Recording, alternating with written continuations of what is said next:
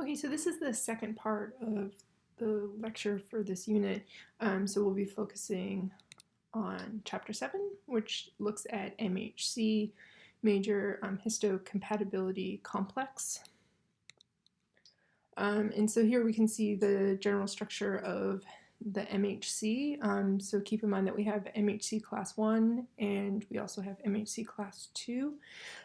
One of the ways to tell those apart is by the transmembrane segment. So class 1 has one transmembrane segment, or class 2 has two transmembrane segments. You'll notice that there's 4 domains present in both class 1 and class 2. Class 1, the beta 2 microglobulin is free floating, if you will. So that is not anchored to the chain that actually has 3 domains in it, and that has the transmembrane segment. Class 2 has 2 chains, each chain making up 2 domains. So for class 2, you have an alpha, which has 2 domains, and a beta that has 2 domains. For class 1, the alpha chain has 3 domains, where the beta chain only has a single domain. Okay. For both class 1 and class 2, it's the domains that are further away from the membrane that make up your peptide binding domains, your groove that's formed. So changes to the sequence in those domains would have a more dramatic effect to the ability to bind peptides. So you can see how in that middle section of this figure, how we have our ribbon model, and you can see where there's that kind of groove that's present. Now, looking overhead at the bottom of this figure, you can see how you have your beta sheets that have alpha helixes that are anchoring that groove. Okay, so you can see the alpha helix is running kind of the outside of that groove, and then the beta sheets making the bottom of the groove. So again, with MHC class 1, this is where we have our alpha chain that has the 3 domains in it. This is 45 kilodalton glycoprotein, where the beta 2 microglobulin protein is 12 kilodaltons, and that makes up the 4th domain. The alpha chain passes through the plasma membrane, so that is where we have our transmembrane segment for it. For the alpha chain, domain 1 and 2 have alpha helix and beta sheets, and that's what's going to make up that peptide binding site. For class 2, these are actually a member of the Ig superfamily, and it possesses those Ig domains, where we have our kind of variability and then our constant in both our alpha and beta chains. So it's a heterodimer made up of the alpha and beta chain. Both chains are going to have a transmembrane segment that's going to pass through the plasma membrane. And for the peptide binding clef or groove, this is going to be a combination of alpha 1 and beta 1 domains. So again, those domains that are further away from the membranes. For its clef, its groove, it's going to be able to bind to amino acid sequences that are 13 to 18 amino acids long. So looking more specifically at the peptide binding region, for both class 1 and class 2, there can be lots of different polymorphisms sequences that give you different bindings to our different peptides. Okay, there are several hundred different allelic variations within the human population, and so when we talk about typing someone for like an organ transplant. They're talking about all these different variations and trying to get the match so they're as close as possible. So there's about 6 different classes in MHC1, and then there are 12 classes in MHC2 that are expressed per person, and then within the general population there's additional variations. So each one of us has about 6 classes for our class 1, and then 12 different variations for class 2.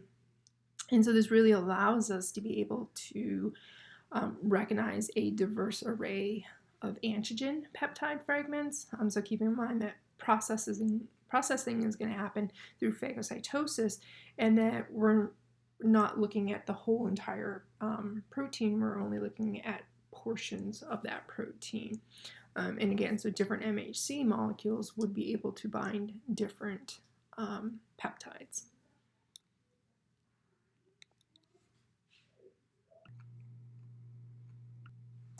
Okay, so if we look at the difference between the class 1 molecules and the class 2 molecules, with the peptide binding domain, class 1 has the alpha domain 1 and 2. With class 2, we have alpha 1 and beta 1. If you look at that peptide binding groove, you'll notice that with class 1, it's closed, so it makes like a cup, or all the edges are closed. Where class 2, it is open at both the ends. This means that the size of the peptide that can bind is different, and so because of the closed ends, class 1 binding is smaller, so 8 to 10 amino acids, where with the open ends of class 2, you can have a little bit kind of hanging over, and so you can have between 13 and 18 amino acids binding into that groove. Okay. For class 1, there's anchoring residues at both ends of the peptide. So generally you have to have this hydrophobic carboxyl terminus in order for it to bind into that groove. With class 2, we have conserved residues that are distributed throughout the length of the peptide. They have to be able to recognize binding sites in that groove. When we look at class 1, these are extended structures in which both ends interact with the groove. Again, we have the anchoring residues, but the middle doesn't have the same contact points with the MHC molecule. With class 2, throughout the peptide, we would have residues that would recognize, so the extended structure is going to be held throughout the floor of that groove. So for MHC class 1, those are going to be coded on the MHC class 1 genes. Class 2 is coded on the MHC class 2 genes, and then we also have MHC class 3 genes. This actually codes for the complement and inflammatory proteins, and so you can see below here, when we look at the different products that are formed by these different classes of MHC genes, they're going to end up coding for the different components of the immune response. And again, class 1, which you can see in the pink here, we have a couple different forms that would be expressed. And then for class 2, which is in the blue, again, we can see different chains, the expression of different changes, different HLAs that are present for the human forms. And then on class 3, that's where we have our complement proteins, and then other inflammatory proteins like TNF and lymphotoxin. So these genes for the mice are found on chromosome 7. For humans, they're found on chromosome 6. And again, you can see color coding is a little different here. So red is coding for class 1 genes, blue is coding for class 2 genes, and then class 3 is colored in, the green.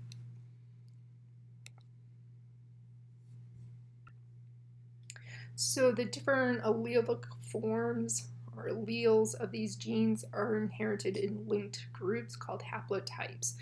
So you would receive one haplotype from each of your parents. So you have two haplotypes, and depending upon your parents, those could be the same or they could be different, all depending upon what you're born with.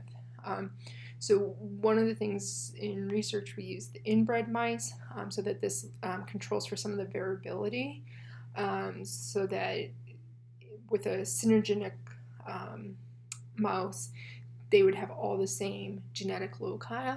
With congenic mice, they're going to be genetically identical except for single genetic regions, and that would be identified. When you looked at the mouse model and information, they would say congenic except for this region of the genes. So there's a number of mouse strains that can be utilized looking at different haplotypes for the mice H2 haplotypes. And so you can see the different strains of mice. So these are the backgrounds of the mouse. And so one of the common one of the common ones that are used are the B10 mice. And so they have set haplotypes that we would see, so haplotype B, so that their alleles are going to be of the B haplotype. Another one that is commonly used with immunology research is the bulb C mice, and that one is going to have the D haplotype. But you'll notice some of them, they can have different alleles, so their haplotype is not shared across. So MHC alleles are codominantly expressed. So you'll remember with our B cells that we have one allele being expressed, but there's a co-expression of both maternal and paternal MHC genes that are expressed in the offspring, in the individual. Okay, so this actually, because of this codominance, it actually gives it the organism a better chance of having the ability to bind peptides, right? So if you're receiving one allele from mom and one allele from dad, and you're only using half of them, you are losing that diversity of MHCs by not being able to express. And the reality is, because of this codominant expression, your cells that express MHC, which are all your cells except for red blood cells, actually have a mosaic of MHCs on their surface. So they're not expressing just a single type of MHC class 1 or a single type of MHC class 2. They can actually express, again, a mosaic, a diverse array of MHCs on their surface. And again, that gives them a better chance of actually being able to bind to antigen peptides than it might a counter. This does make it so that, for transplantation, it's more difficult because you're not looking at a single allele, a single, expression. You're looking at this mosaic, and so you need to match as closely to that as possible to avoid rejection. So again, the idea of this is that, if we have a parent with one allele, if they're homozygous for an MHC loci like B, and then we have another parent that's K, that means the offspring would be BK. And then when we're looking at these offsprings, what they're going to be expressing is a combination of that. Okay, so it's not that they're expressing a single one. So then when we get this heterozygous expression of the offspring, and then we're mating to heterozygous offsprings, then we're getting an even larger array. So you can see how in panel C, how typically we would be heterozygous. And so when we look at our offspring, there's lots of different combinations that it could be. And then this leads to the parent actually not being, neither parent is a match for any of their children, and so this is where we have to look for outside individuals to see whether they would be a match. So when we look at class 1, we have 6 different loci, and then within those loci we have allelotypes, so that can code for different things. So you can see that we get this like amplification of diversity, right? So it's not that we have, again, one MHC class 1 that we would express. There's lots of different possibilities. So that if we have a loci and a B loci, we end up having a number of different types of MHC class 1 that we could end up expressing. And then when we look at class 2, these usually have a D and then another letter to indicate what loci they are. And so again, you wouldn't just have one of these, you would have 2 of these, because one from parent, one from mom, one from dad, and then so depending upon which ones you have, there's a whole number of combinations that you end up having. So that when we look at this immune cell, there's going to be this mosaic of MHC class 1s and class 2. And again, I think this kind of gives you an idea of that diversity that an individual would end up having of these receptors on the surface of their cells, right? So again, it's not just one. You can see how based on maternal and paternal MHCs, we can have a number of different number of MHC class 1s that are present, and a number of MHC class 2 that are present, and each of these are going to bind to different antigens just as expressed. So with MHC polymorphism, they do have a functional relevance, because with these polymorphisms, when we have changes to the base pair that correlate to the changes of amino acid, it means that the groove site changes. And when the groove site changes, it changes what proteins it's able to bind. Okay, so it can change the conformation so that the groove is open more or closed more or shifted. So it changes again what it ends up binding. So this is just looking at if we look at those different domains and look at the different amino acids that are available for interaction. Again, if we have mutations where these red sites are, these are sites where we normally would bind our peptide in our class 2, you can see with the open ends. And so if we change those, that could dramatically change what is actually binding into it. So what cells express MHC? As I just mentioned, all cells that except for red blood cells express MHC. So red blood cells do not, because they eject the nucleus after they make their hemoglobin, so they don't have the ability to make MHCs. Their function is transporting oxygen. All cells in our body, except for red blood cells, express MHC class 1. So that means immune cells, but also your skin cells, your liver cells, your brain cells, all of them are going to express class 1 because it's going to be a way for them to communicate to the immune system. Hey, I'm virally infected. Here, sample what I'm infected with, see if you should respond. With class 2, those are going to be restricted to immune cells, antigen-presenting cells. So what we'd recognize as phagocytes. So macrophages, B cells, and dendritic cells, to name some of them. But this is the MHC class 2 is utilized after phagocytosis so that they can present those processed proteins, those peptides, and present them to other immune cells.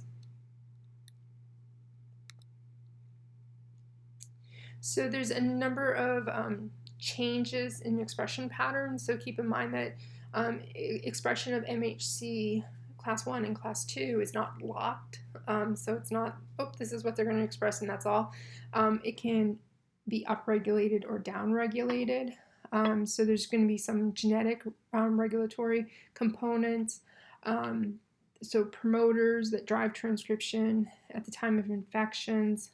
Also NLRs are going to be a key component in transcription activators. So you might remember NLRs are those nod-like receptors, the pattern recognition receptors. So they're able to augment, to change MHC expression. With viral infections, viruses actually are able to shut down and decrease the amount of MHC class 1 expression. So it makes it harder for the cell to talk to the immune system, right? So it's actually pretty smart of the virus, right? So normally a cell, if it's virally infected, is going to want to talk to the immune system, so it's going to try to upregulate MHC class 1, but then some viruses can actually shut that down, so it's one of the ways that they're successful. And then we're also going to have cytokine-mediated signaling, so cytokines like interferon alpha, TNF alpha, that are first expressed during infection or disease will actually drive upregulation. So, the kind of thinking is like, okay, well, we'll get these cytokines present. There must be something going on. Let's increase our MHCs so that we might be able to interact and find what's going on, what caused those cytokines to be produced. With steroids and prostaglandins, that actually downregulates MHC. So steroids being immunosuppressive, so it suppresses the immune system. It downregulates MHC so that, again, the immune system can't talk so much with like a viral infection. So for T cells, they are restricted to processed antigen peptides, which means that T cells require an antigen presenting cell to present on an MHC class 2. So what we're looking at is an experiment that was done where MHCs were given antigen and then allowed to process and then present to T cells, and then those T cells become activated. So that's what you're seeing in the middle row. To kind of elucidate whether processed antigens really needed, what they did was they fixed the antigen presenting cell, so treat it with like formalin, so that it was not able to actually engulf antigen. Okay, so what we're seeing in panel A is that we have these fixed APCs, which means they cannot process that antigen, so they can't present it, and then in that case we get no T cell activation.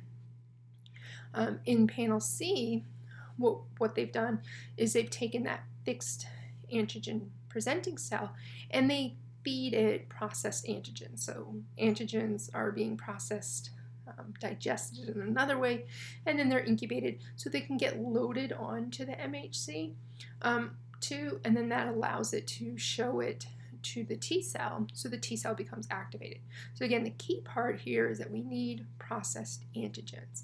Normally that processing would occur by the antigen presenting cell because it undergoes phagocytosis, breaks down, digests the material, and then presents it on its MHC class 2. So when we look at MHC class 1 versus class 2, we have two different pathways that are involved. The endogenous pathway is looking at antigens that are within. So again, if the cell is virally infected or damaged in some ways, these are antigens, proteins that are coming from within. Those antigens get processed through the proteasome, so the proteasome will break those down into small peptides. Those peptides in the endoplasmic reticulum, the rough ER, will get put onto MHC class 1. That then moves through the Golgi complex and out to the surface, where then the MHC class 1 that is loaded with these processed proteins are able to interact with immune cells. We also have the exogenous pathway, which is for MHC class 2. So what you'll notice is that they have MHC class 2 that's put on onto the membranes in the rough ER, and then they move through vesicles to the Golgi complex. At the same time, we have exogenous antigen coming from outside. So this would be phagocytosis or pinocytosis, one of those cytosis that's bringing material into the cell where it can be fused with digestive enzymes in the lysosome, and then those vesicles are fusing so that those digested proteins can then go and be loaded onto the MHC class 2, where they'll be transported to the surface so they can interact with other immune cells. So again, with class 1, it's where the antigen is inside the cell and processed through the proteasome.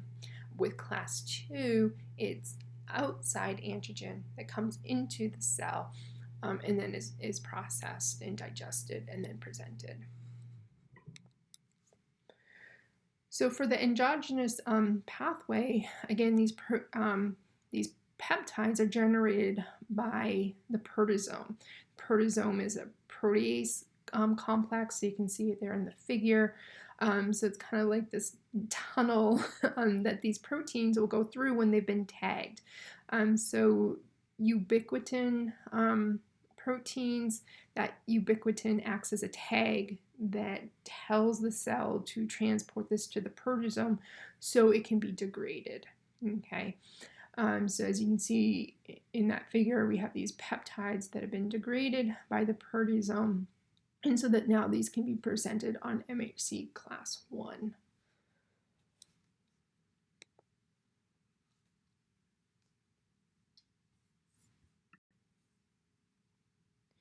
So these peptides are going to be transported from the cytosol where they're generated by the proteasome, and then TAP, transporter associated antigen processing molecules, are going to move them into the rough ER so that they can then be loaded onto the MHC class 1. So chaperones are important for this process of aiding in the peptide MHC class 1 assembly. So chaperone proteins like connexin, ERP57, calreticulin, tapsin, all help to fold the MHC class 1 so that it's going to be close to where TAP is, because TAP's where these fragments are coming through. Okay. The ER aminopeptidase, ERP1, is going to trim the peptide so it's the right size. So the protease isn't cutting the peptide lengths to meet the requirements of the MHC class 1. So it's going to be ERAP1, ERP1, that does that so that it will fit in the group, because remember, we have to have between 8 to 10 amino acids long. Okay, so this is kind of gives you an overview of that process that's happening. We have to have the MHC class 1 being formed. Calnexin and ERP57 are going to help bind that and move that so it's near the top. You can see how TAP, we're going to have ERAP nearby so that it can trim those peptides as those peptides enter in through TAP, because those peptides came from the proteasome. And then that allows for the peptides to then bind. We would then move that through. So that complex of your peptide and your MHC class 1 would then move through a vesicle towards the cell surface. So a little more detail on the exogenous pathway. So these are going to originate from endocytic vesicles. So remember, in phagocytosis, we're going to have that phagosome that's going to fuse with the lysosome, sometimes called an endosome. And so in that late lysosome, it's going to be acidic, and we're going to have enzymes, and that's going to degrade the contents. At the same time, we have the MHC class 2 molecules that are going to be produced. They end up associating with the invariant chain or CD74 they get exported from vesicles from the ER to the Golgi. They then continue on to the late endosomes. And again, this invariant chain is going to prevent peptides from binding to that groove too early. So it kind of blocks, caps it, so that we don't accidentally initiate binding before it has a chance to make it to the ER. Okay. There are also, on the invariant chain, they also have sorting signals on its cytoplasmic tail that helps to direct that MHC class 2 to the correct vesicles. Okay. And what they've done is they've actually altered that signal, and you don't end up getting transport of the MHC class 2 to the correct vesicle. So once we have the MHC class 2 in the vesicle, your invariant chain gets degraded. There's a small portion that remains called CLIP. CLIP stands for class 2 associated invariant chain, and so it's a small portion of it, and what it does is it stays in the groove to continue to block it from peptides binding into it. What happens is you then get an exchange from CLIP, so CLIP is removed and then peptide can bind in, so that then the complex peptide in MHC class 2 moves to the surface. HLA-DM is responsible in aiding for that exchange. So this just gives you an overview of what we were just talking about. So sometimes figures are nicer. So here we have our MHC class 2. We have the invariant chain that's going to bind to it in the ER, and then it's going to move through the Golgi into a vesicle. At the same time, we have antigen, pathogen that's been ingested, and then it's going to be degraded in that endosome. So we have peptides present. We're going to have fusion of those vesicles. We're going to have breaking down of that invariant chain so that we have CLIP, just a little piece of that invariant chain to continue to block that MHC peptide binding groove so that peptides don't accidentally bind in there. And then we have the removal of CLIP and peptide loading into the groove, and that's assisted by HLA-DM. And then we go, that complex then moves to the surface. So what we just went all over is in this slide, just showing you the different steps. So this is a really nice slide to focus on as you study. This is a key slide because it has all the pieces in it that we'll talk about in lecture.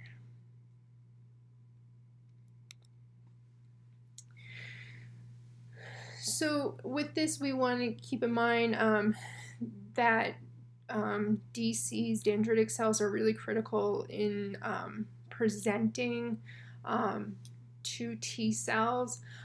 So with a T helper cell, a DC will take up antigen, process it, and then present on its MHC class 2 to a T cell onto its T cell receptor. And if the T cell recognizes that antigen that's being presented to it, that peptide portion, that T cell will become activated. Okay. We can also get cross-presentation.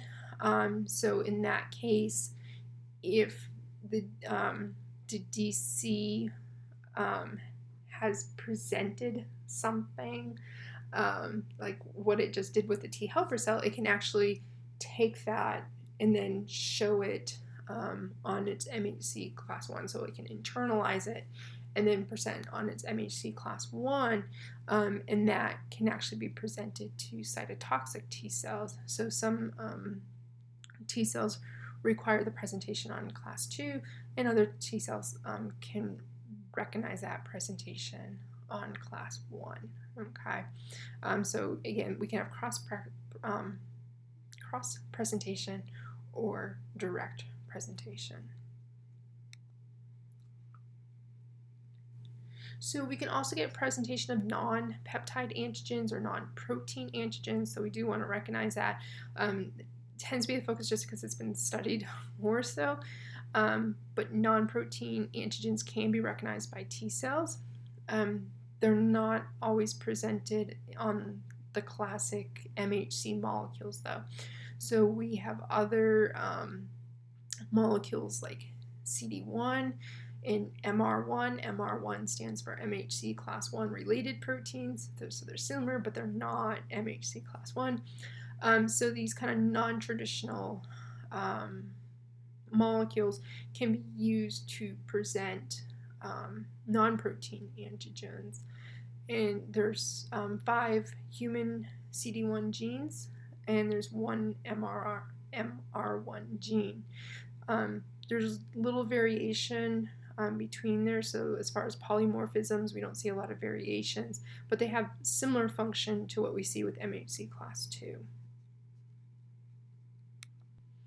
So here in this figure you can see how in CD1, how we actually have a lipid binding into that groove. We can see how structurally the CD1 looks very similar to an MHC class 1 molecule. It has the same domain setup that we would see with an MHC class 1, and it has that groove. And again, the lipids are able to bind into that groove, so non-protein, but we also have receptors that, DNA can bind into, RNA can bind into too. So it's not just proteins, which can be recognized by the immune system and serve as antigens. So that concludes our second audio lecture for this unit. As always, if you have any questions, please email me so that we clarify any of those questions, and we'll go over some of the key slides in class.